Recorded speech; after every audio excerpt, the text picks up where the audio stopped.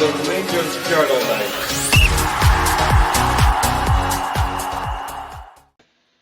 Hello everyone and welcome back to the Rangers Journal channel. My name is Scott Mackay and today we're going to be speaking about Wilfried Nancy, since there is a vacant manager's job at Rangers FC, and I've got Chris here to help speak about Wilfried. How are you, Chris? Scott, I'm great. Thanks for having me on the show. No problem. Thank you for coming on. So, tell me a wee bit about Wilfried Nancy, if you don't mind, what you know about him as a manager. Yeah, he's been a part of the club for now the third season. He's been part of Major League Soccer as a head coach for more than 4 seasons, and has been a part of Major League Soccer and the Montreal Academy for almost 15 years. So he's been knee-deep in not only the way Montreal grows their players as young players, but also as those players progress into the first team and are a part of the first team. He's been a part of that for, nearly 2 decades. So our time with Wilfried Nancy in Columbus has been exceptional. He arrived here in 2022, December, so that's the off season for us. And in 2023 was able to take a roster and fine-tune it just a little bit, but get it to a point where we were able to get to the playoffs and win MLS Cup. In 2024, we took that same roster and came out into the spring and play in the CONCACAF Champions Cup, and accomplished so much as a club, but also set benchmarks for the league as it pertains to the success that Major League Soccer teams have against Liga MX teams from Mexico. So getting to the final of CONCACAF's Champions Cup was seemingly an insurmountable task, but Wilfried Nancy had so much belief from his group that they were able to get to that game. Unfortunately, dropped that game, but in the summer we had an interleague tournament called Leagues Cup, again facing some Mexican teams, but Columbus was able to capture that trophy at home in 5 games. So a real positive since Wilfried Nancy's arrived in terms of performance for the team overall, and then in terms of just growth of the game. We've set attacking records, goal scoring records, assist records, win streak records. It has been a phenomenal turn of events over the last 2.5 years. See, in terms of how his teams play, is it good to watch? Is it winning football? Extremely entertaining football. Extremely entertaining. It's a possession-based game. You lose possession, the fight continues until you win it back. The team does a lot of resting on the ball. Right now, like a lot of European teams, especially the big ones, trying to fine-tune the ways in which they are able to break through a low block, because that's essentially the only tool available to opponents when they especially come to Columbus to play the Crew. But that's a problem for football clubs around the world. I think what you'll find is that fans enjoy the nuances of the game, and as such react to those nuances in the stands on game day. We fill the stadium with 20,000 plus for every home game. And that's largely due in part to not just a new stadium that came online 4 years ago, but because of Wilfried Nancy's success. And so fans have come to appreciate the effort defensively, the recovery runs that players make, the individual tackles on the field, in addition to the assists and the goals that you look to see in the attacking third. So it's been a really joyful experience, not just for the players and the members of the club, but also for the supporters too. See, you mention, you talk about low blocks there, and Columbus Crew come up against them quite a lot. Is Wilfried Nancy's team's very good at breaking the low blocks down, because it's a big condition in terms of Rangers. We are struggling just now to play against low blocks. Yeah, I think every team does, Scott. It's just, Pep Guardiola's made a career out of figuring out how to break down the low block. The the first part of it is you don't let them get into that low block. And so that means transition play. It means getting into the attack with a numbers advantage and quickly taking the space and the chance inside the box. Once you've got possession in the midfield and an opponent has dropped into the low block, you're talking about 8 guys in the box, sometimes 9. And it can be extremely frustrating. I think one of the things that teams start to find is that there are particular players who are able to find their way through a low block. And if the buildup is proper, then the particular player, maybe it's a Cucho Hernandez, for example, or in our case, a Diego Rossi, is able to slice and dice a defender and find a chance. I don't think you're going to find a lot of coaches who have one particular successful 100% of the time solution to breaking down a low block. But it's a combination of ideas from the coach, execution from the players, and that little extra that some of the special players bring on your squad. Is Wilfried Nancy a coach with a clear philosophy, or is he more of a pragmatist?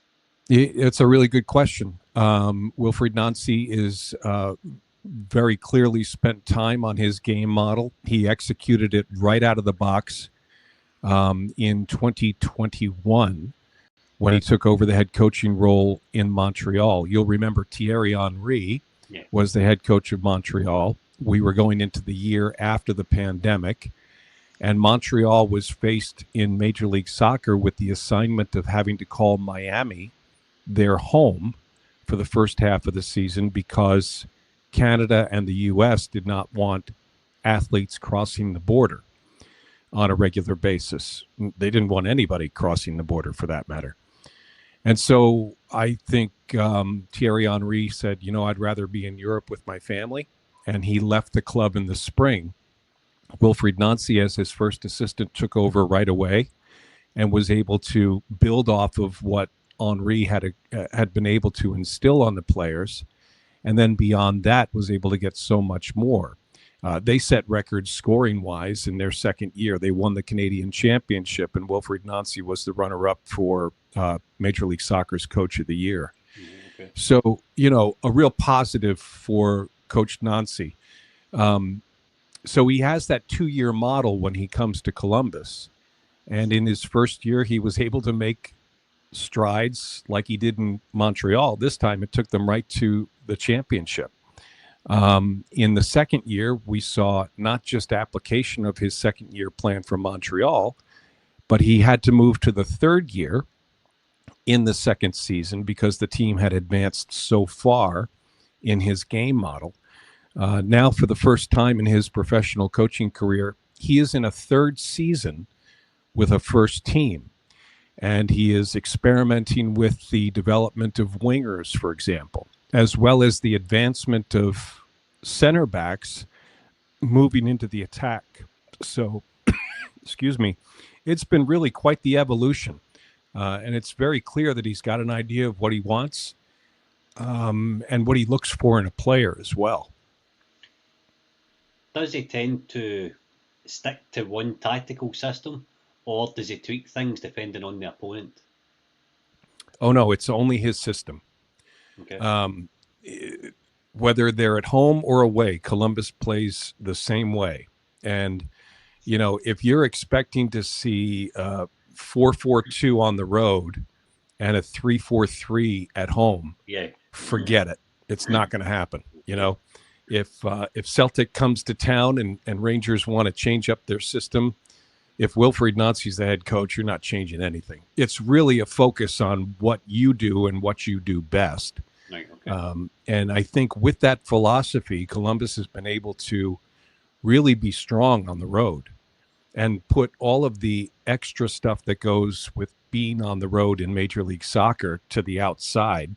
Right. Stay focused on what they do best, and they've been successful. They set a record, or I beg your pardon, they matched their record for most away wins last year, which we thought would never be met because, as you probably know, Scott, the league is a tough league to travel in.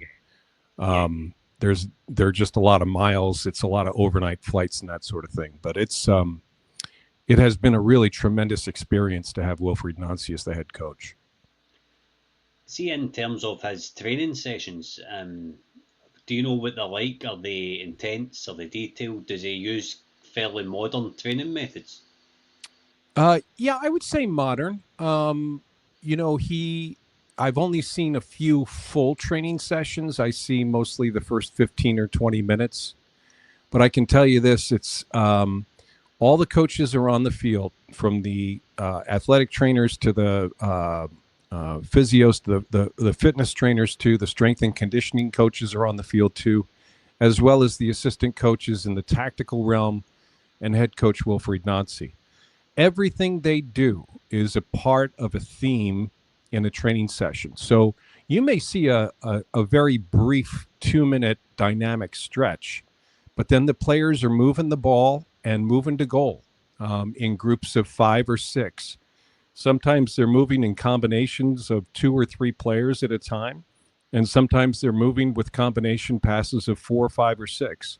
So it really varies on what the effort or the lesson is for the day, but it's really about constant movement with the ball for the entire time that the players are out there. Then when they break into their smaller tactical session, you'll start to see more of what coach is looking for, especially when it comes to movement off the ball. And then the 11v11 is just, what you would expect, execution of what the day's plan has been. Okay, cool. How does he come across in terms of being a manager? Is he a motivator? Is he a disciplinarian? Does he have a good rapport with the players, a good relationship with these players?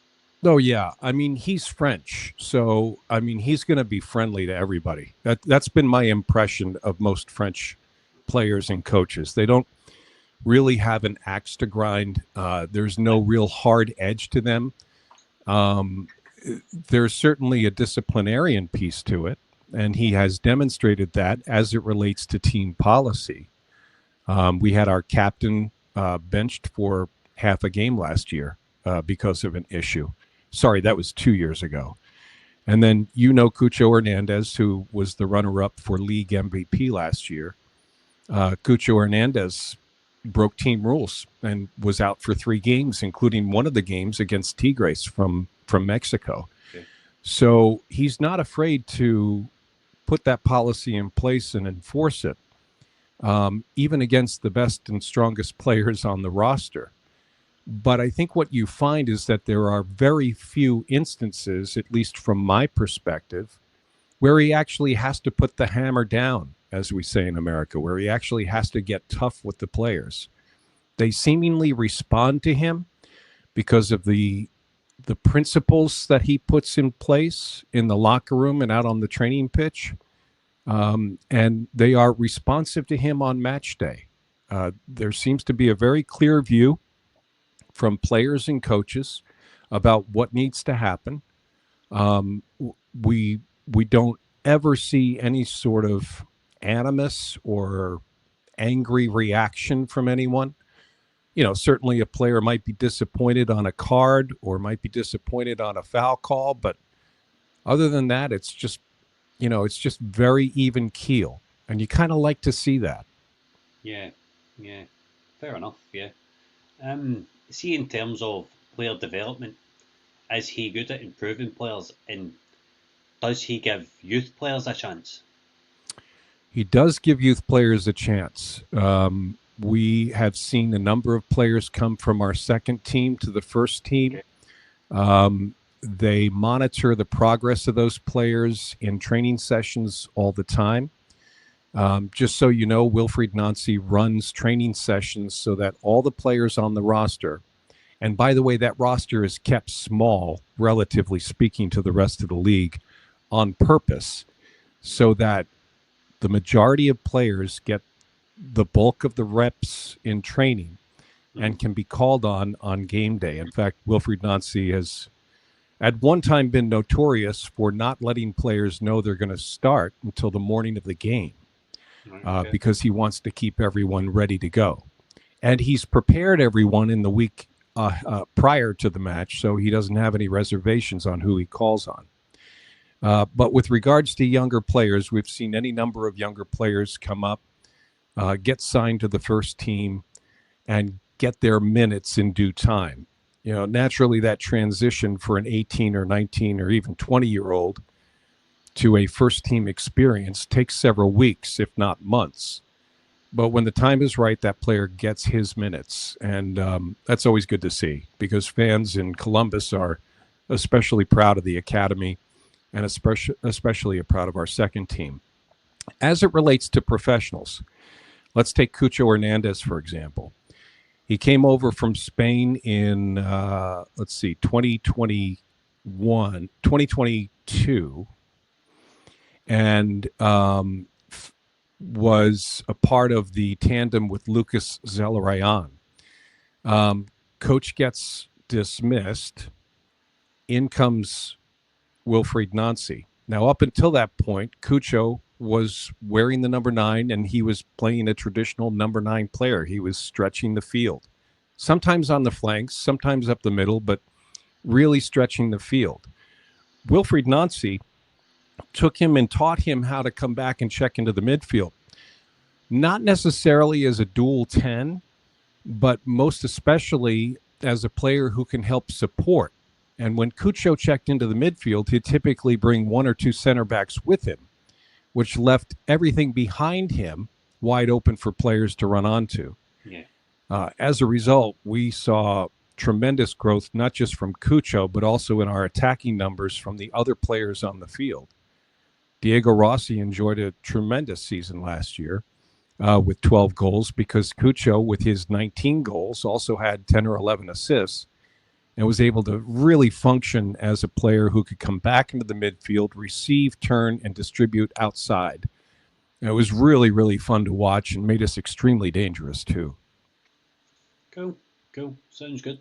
By the way, the end of that story is Cucho gets picked up by Real Betis in January, and now he's, sitting 5th or 6th in La Liga. So, I mean, it's really been quite a story for Cucho Hernandez. And to get back to Wilfried Nancy, Cucho wouldn't be half the forward that he is today if it weren't for Cucho, if it weren't for Wilfried Nancy's training system. Well, that was probably going to be my next question, is Rangers are currently working under a player trading model where we buy players for a fairly low fee and sell them for a fairly high fee. So in terms of player development, I take it Wilfried Nancy would be very good at developing talent. Yeah, I think so. I think one of the things that, I'm not sure how Rangers does this, Scott, but it's really important for the first team and the second team, and then eventually the academy, to really be on the same sort of trajectory in terms of growing the game. We lost a little bit of that, I think, around 2020, 2021. But we have gained it back. And so when I go watch the second team play in a game, they're playing just like the first team. They've got the same type of player and the same type of role. They're trying to accomplish the same things in their build-up out of the back. And the academy teams are very much the same way in Columbus. So that makes it really easy to take players and plug and play them once they get to a point. I would hope that a lot of clubs develop that model based on the principles of play that they want to employ. Yeah, definitely. Would you say his tactics of formation, is it a 3-4-3 he plays? I think I watched something where he likes playing quite high up the park. Is it a high press? Is he quite aggressive in it? Yeah. Our press is part of our game. Wilfried, one of the things that Wilfried talks about is our possession does not end until we win the ball back, right, which is kind of an interesting way to think about it. So when Columbus loses the ball in the attacking third, automatically everyone switches to winning that ball back. That doesn't necessarily mean we're going to have players standing at the top of the penalty area on a goal kick. Yeah. It just means that when we get the trigger to go, everyone will go. Win that ball back. Now you can turn that into an opportunity at goal at that point. So 3-4-3, 3-5-2, call it whatever you like. It's really about getting numbers forward. Right. Okay. Cool. Cool. What is a What's his body language like on the touchline? Is he quite animated? Is he quite calm? What's he like? Um, I would say he's really calm. Excuse me. Animated in moments, but he's not.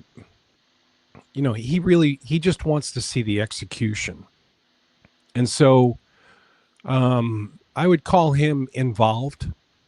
Right. I would not call him overly animated.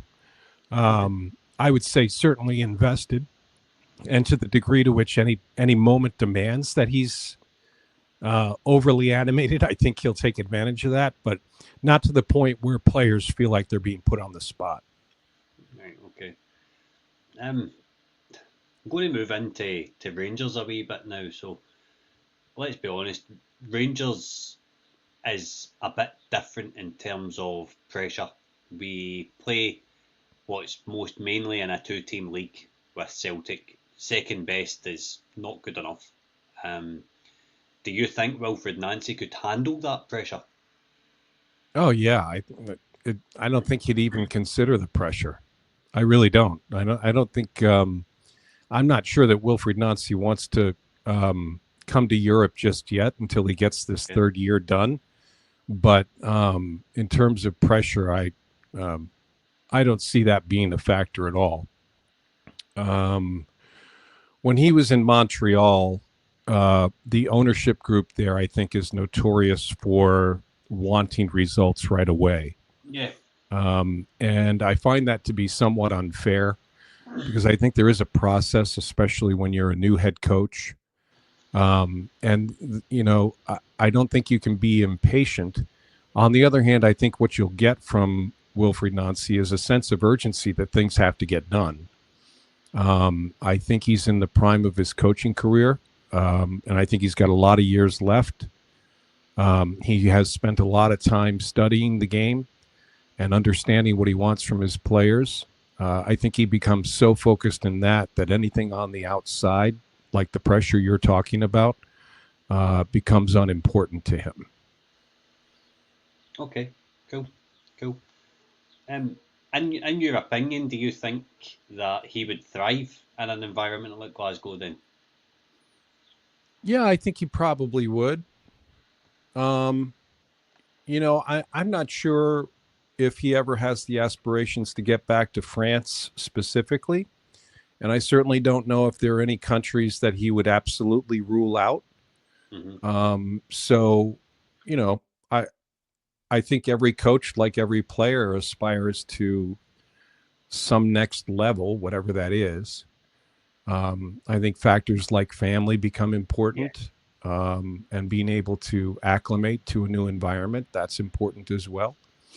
But Wilfried certainly has the resume, and he's got the charisma to appeal to a lot of different soccer clubs around the country, or around the world, I should say. He's the Ziggy Schmidt MLS Coach of the Year right now, and if he continues on the trajectory that he's on, he'll have a lot of options available to him. We hope he stays in Columbus because Columbus really loves him. Yeah. Right, Chris, well, thank you for coming on. That was very enlightening. Do you want to tell folk where they can find you? Yeah, you can find me on Twitter. The Columbus Crew hashtag is #Crew96. I'm on Twitter at Chris Doran 18, and I wish Rangers a lot of luck in their coaching search. Thanks very much for coming on, Chris. Yeah, Scott, thank you. No problem. Take care.